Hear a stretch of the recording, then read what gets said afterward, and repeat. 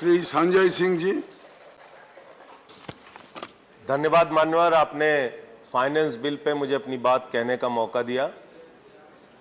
मान्यवर, मैं अवध के क्षेत्र से आता हूं, सुल्तानपुर से, उत्तर प्रदेश के, और वहां के अवधि के एक बड़े अच्छे कवि हुए रफीक सादानी साहब। उन्होंने अवधि में एक लाइन लिखी कि जब जब चुनाव आवत है भात मांगा पुलाव आवत है। भारतीय जनता पार्टी की हालत यही है मान्यवर। इनकी सरकार, चुनाव आ जाए तो पेट्रोल का दाम कम, डीजल का दाम कम, गैस का दाम कम, सीएनजी का दाम कम, पीएनजी का दाम कम, सारी चीजों में महंगाई कम। चुनाव बीत जाए तो पेट्रोल का दाम महंगा, डीजल का दाम महंगा, गैस के सिलेंडर का दाम महंगा, सीएनजी का दाम महंगा, पीएनजी का दाम महंगा, सारा कुछ महंगा करने में लग जाते हैं। इसका मतलब महंगाई से कोई आपका गोपनीय समझौता है मान्यवर, कोई गोपनीय समझौता है। जब चुनाव आता है आप कहते हैं थोड़ा दूर हो जाओ, जैसे ही चुनाव खत्म होता है कहते हैं आओ हम तुम्हें बढ़ा रहे हैं, आओ तुम्हें बढ़ा रहे हैं। इस गोपनीय रिश्ते का खुलासा कीजिए। आप लोग ये जो झूठे तर्क देते हैं देश के सामने कि भाई इस समय तो युद्ध की स्थिति है, इस समय तो अंतर्राष्ट्रीय बाजार में कच्चे तेल का दाम बढ़ रहा है, अंतर्राष्ट्रीय बाजार में कच्चे तेल का दाम पिछले 7 वर्षों में कब कब बढ़ा और कब कब घटा, और उसके मुताबिक कब कब आपने हिंदुस्तान में डीजल और पेट्रोल का दाम घटाया और बढ़ाया, इसका तथ्य अगर आप सामने रखेंगे तो पूरे देश के सामने आपका चेहरा काला हो जाएगा कि कितना बड़ा झूठ आप इस देश की जनता से बोलते हैं। महंगाई आपको बढ़ाना होता है, उसके लिए 1000 तर्क आपके पास मौजूद है। दूसरी बात, अभी तो शुरू हुआ, फिर से बोलना शुरू कर देते हैं लोग। इनको महंगाई बढ़ाना है, सुनना कुछ नहीं है। दूसरी बात मान्यवर, जब कोरोना की महामारी आई, पूरे देश में बेरोजगारी बढ़ी, हमारे प्रधानमंत्री जी ने सीना ठोक के कहा हमने मनरेगा के जरिए रोजगार दिया। उत्तर प्रदेश की सरकार ने कहा हमने मनरेगा के जरिए रोजगार दिया। भारतीय जनता पार्टी की तमाम राज्य सरकारों ने कहा हमने मनरेगा के जरिए रोजगार दिया। और जैसे ही कोरोना खत्म हो गया, लोगों को रोजगार की अभी आवश्यकता है, आपने मनरेगा का बजट घटा के 98,000 करोड़ से घटा के 73,000 करोड़ कर दिया। उसमें भी 18,000 करोड़ रुपए पुराना बकाया देना है। 54,000 करोड़ रुपए आपने मनरेगा का बजट कर दिया। मनरेगा का बजट आप घटा रहे हैं। और मनरेगा में आपकी स्थिति क्या है, यह आपका दिया हुआ जवाब है, मेरा जवाब नहीं है सर। 100 दिन के रोजगार की गारंटी है। आंध्र प्रदेश में औसत 30 दिन, अरुणाचल में 47 दिन, आसाम में 22 दिन, बिहार में 36 दिन, छत्तीसगढ़ में 29 दिन, गोवा में 19 दिन, ऐसे ऐसे करके मध्य प्रदेश में 31 दिन। साल में मात्र 31 दिन, 30 दिन, 20 दिन आप रोजगार दे पा रहे हैं मनरेगा के जरिए, जिसका आप पूरे हिंदुस्तान में ढिंढोरा पीटते हैं कि हमने मनरेगा के जरिए बहुत रोजगार देने का काम किया। इसके साथ साथ नौजवान बेरोजगारों की अगर हम बात करें मान्यवर, हर क्षेत्र में ठेका प्रथा इन्होंने लागू कर दी।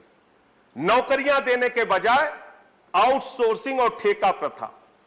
और यह ठेका प्रथा एकमात्र कमीशन खोरी और भ्रष्टाचार का जरिया है।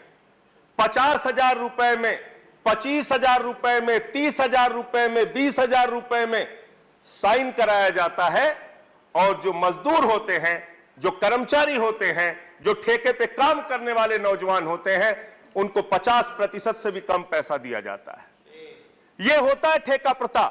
ठेका प्रथा एक गुलामी प्रथा है मान्यवर। इसलिए जो ठेका प्रथा पे लगे हुए लोग हैं उनको रेगुलराइज कीजिए। और इस ठेका प्रथा के जरिए हिंदुस्तान के तमाम सरकारी डिपार्टमेंट्स के अंदर जहां दलितों के लिए आरक्षण है, जहां पिछड़ों के लिए आरक्षण है, हमेशा से आपकी दलित और पिछड़ा विरोधी जो मानसिकता है, उसके कारण से आप इस ठेका प्रथा को बढ़ावा दे रहे हैं। इससे आदिवासियों का, दलितों का, पिछड़ों का आरक्षण धीरे धीरे करके सारे विभागों में आप खत्म करते जा रहे हैं। दूसरी बात मान्यवर, काला धन की बात अगर हम कर लें, आप ढिंडोरा पीटते थे 300 लाख करोड़ काला धन आएगा, 50 लाख करोड़ काला धन आएगा। आपके राज्य में काला धन आना तो दूर की बात है, काला धन बढ़ गया। काला धन बढ़ता जा रहा है आपके राज्य में। कौन कौन से लोग हैं उसका भी खुलासा कीजिए। किसका काला धन है जो बढ़ा है? बीजेपी के नेताओं का है कि उद्योगपतियों का है कि अधिकारियों का है कि कर्मचारियों का है? किसका काला धन है? कहां से काला धन बढ़ गया, इसका खुलासा कीजिए।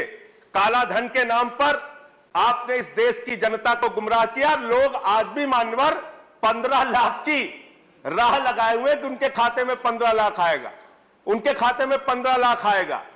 15 लाख छोड़ दीजिए, 2 करोड़ रोजगार की बात आपने कही, रोजगार आप खत्म करते जाते हैं।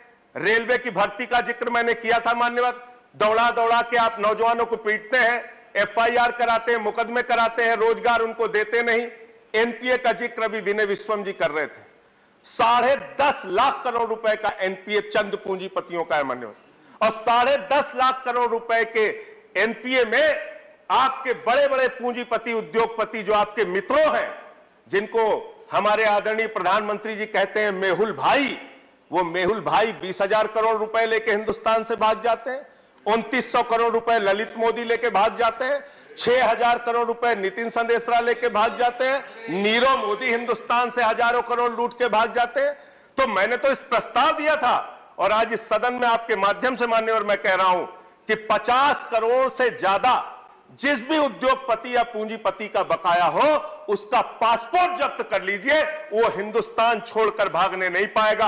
अगर वो हिंदुस्तान छोड़कर भाग रहा है तो इसका मतलब लूट में कहीं ना कहीं हिस्सेदारी है। उसको भगाने का काम आप करते हैं, उसको भगाने का काम करते हैं। एक गरीब आदमी मान्यवर 10,000 रुपए का अगर कर्जा ले ले तो उसका कॉलर पकड़ के आप हवालात में बंद कर देते हैं। एक किसान अगर 20,000 का कर्जा ले ले, उसका कॉलर पकड़ के आप उसको जेल में बंद कर देते हैं। लेकिन 20-20 हजार करोड़ रुपए, 10-10 हजार करोड़ रुपए विजय माल्या लेके भाग गया, आज तक वो हिंदुस्तान नहीं आ पा रहा है। तो ये पूंजीपतियों के साथ लूट और लूट के बाद उनको भगाने का जो धंधा चल रहा है, इसको रोकने का एकमात्र तरीका है 50 करोड़ से ज्यादा जो भी कर्जदार हैं उनके पासपोर्ट आप जब्त करने का काम कीजिए। मान्यवर, यहां बताया गया हमने ये कर दिया, हमने शिक्षा में ये किया, हमने स्वास्थ्य में ये किया। 130 करोड़ की आबादी वाले मुल्क का शिक्षा का बजट मात्र 2%, 130 करोड़ आबादी वाले मुल्क का स्वास्थ्य का बजट मात्र 2.3%। अभी एक खबर आई है मान्यवर, 1 अप्रैल से 800 दवाओं का दाम आप बढ़ाने जा रहे हैं। 800 दवाओं का 10.5%, 10.7% 800 दवाओं का दाम आप बढ़ाने जा रहे हैं। और उसमें तमाम दर्द की दवा है, पैरासिटामॉल जैसी दवा है। तो आप अशिक्षा से दर्द देते हैं, स्वास्थ्य की बदहाली से दर्द देते हैं, बेरोजगारी से दर्द देते हैं, किसानों को दर्द देते हैं, माताओं बहनों को दर्द देते हैं। अरे कम से कम दर्द की दवा तो सस्ती कर दो। दर्द की दवा भी महंगी करते जा रहे हो, दर्द भी देते हो, दर्द की दवा भी महंगी करते जा रहे हो। तो मान्यवर, मैं तो इनसे यह कहना चाहता हूं कि आपने नारा दिया है सबका साथ सबका विकास, तो सबका साथ लीजिए। अरविंद केजरीवाल ने अभी दिल्ली का बजट पेश किया। अरविंद केजरीवाल जी के बजट को देखिए, 22% शिक्षा पे खर्च किया, 13% स्वास्थ्य का बजट है, ट्रांसपोर्ट पर, रोड पर 13% का बजट। दिल्ली की सरकार मान्यवर जब आई थी तो 30,000 करोड़ का बजट था, आज 75,000 करोड़ का बजट दिल्ली की सरकार ने पेश किया। 2.5 गुना बजट बढ़ाने का काम किया। एक ईमानदार सरकार चला के दिखाई। अरविंद केजरीवाल जी को गाली गलौज करना छोड़ दो, इनकम टैक्स अफसर है, बुला के बैठा लिया करो साथ में, कुछ सिखा देंगे बजट कैसे बनता है। शिक्षा पे, स्वास्थ्य पे, बिजली पे, पानी पे। और बिजली पे मान्यवर, जिस पे सबसे ज्यादा हल्ला मचाते हैं लोग कि अरे दिल्ली वाले तो फ्री बिजली पा रहे हैं, फ्री बिजली पा रहे हैं, फ्री बिजली पा रहे हैं। बिजली का बजट मालूम है आपको? मात्र 4%। मात्र 4% बजट में दिल्ली की जनता को हम लोग 300 यूनिट बिजली फ्री देने का काम करते हैं। सीखो कुछ अरविंद केजरीवाल से, सीख लो आप लोग। और आप लोग क्या करते हो? फिल्म के पोस्टर पे राजनीति कर रहे हो, फिल्म के पोस्टर पे राजनीति कर रहे हो। मैं तो मान्यवर आपके जरिए इनसे मांग करना चाहता हूं, कश्मीरी पंडितों के दर्द पर मजाक करना और राजनीतिक ड्रामा करना बंद कीजिए। और इस बजट में प्रावधान कीजिए कि कश्मीरी पंडितों के पुनर्वास के लिए कम से कम 20,000 करोड़ रुपए आपकी सरकार खर्च करेगी। प्रावधान कीजिए। और मैंने तो प्रस्ताव रखा था, सारे सांसद अपने 1 साल की निधि कश्मीरी पंडितों के पुनर्वास के लिए लगाएं। आप राजनीति कर रहे हैं और यहां विनय सहस्त्र बुद्धे साहब बैठे हुए हैं। आपकी भाषा सुनता हूं, मैं बड़ा प्रभावित होता हूं सर आपसे। आपकी भाषा सुन के मैं बड़ा प्रभावित होता हूं। आदरणीय शुक्ला जी बैठे हैं। अरे थोड़ा ये भाषा, ऐसे बोलने की भाषा अपने नेताओं को सिखाइए। खत्म कर रहा हूं सर। हो गया। इनके प्रदेश अध्यक्ष भारतीय जनता पार्टी नहीं, ऐसे नहीं। यही संस्कार सीखते हैं आप लोग। वो गाली दे रहे हैं निर्वाचित मुख्यमंत्री को सर, निर्वाचित मुख्यमंत्री को गाली दे रहे हैं। यही संस्कार सिखाते हैं आप लोग। आरएसएस की शाखा में यही संस्कार सिखाया जाता है। 3 बार के लोकप्रिय मुख्यमंत्री को गाली दी जा रही है सर। इनका प्रदेश अध्यक्ष गाली दे रहा है। तो मैं इसलिए कह रहा हूं मान्यवर, मैं इसलिए कह रहा हूं, ये गाली गलौज करने वाले लोग हैं, ये नफरत और झगड़ा फैलाने वाले लोग हैं, ये देश को बांटने वाले लोग हैं। आज भारत हंगर इंडेक्स में 101 स्थान पे पहुंच गया। भूख के मामले में 101 स्थान पे आपने भारत को पहुंचा दिया। खत्म कर रहा हूं सर, खत्म कर रहा हूं। और हैप्पीनेस के इंडेक्स में 136 नंबर पे भारत को आपने पहुंचा दिया। किसी को खुश नहीं रखते आप। सारा वर्ग दुखी आपसे, किसान दुखी, नौजवान दुखी, माताएं बहनें दुखी, व्यापारी दुखी, पूरे हिंदुस्तान को आपने दुखी कर रखा है।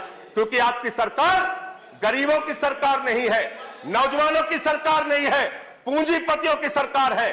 कॉर्पोरेट टैक्स आप खत्म करते, कम करते हो, 25% से घटाते 22%। कर्मचारियों का टैक्स कम नहीं करते। श्री सपन दास गुप्ता जी, आप पूंजीपतियों की सरकार चला रहे हो, पूंजीपतियों की गुलामी कर रहे हो। Please start, please start.